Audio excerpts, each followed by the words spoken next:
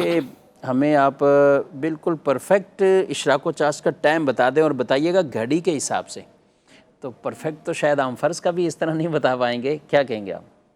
آج کا بتایا جا ہاں سکتا آج کے ایک دن کا بتا دیں، ہے، یعنی جو گزر چکا ہے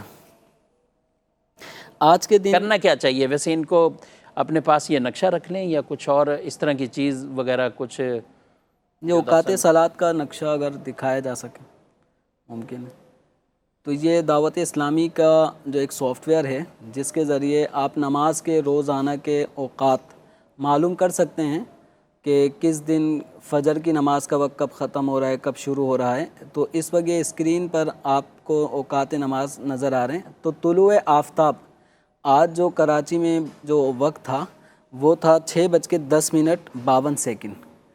اس کے 20 منٹ تک یہ مکروہ وقت ہوگا۔ یہ مکروہ وقت گزرنے کے بعد یعنی 6:30 بجے کے بعد سے یہ وقت اشراق و چاشت کا شروع ہو گیا، اور اس کا جو اختتام تھا وہ ظہو کبریٰ تک ہے، اور ظہو کبریٰ یعنی جب دن آدھا ہو چکا ہوتا ہے۔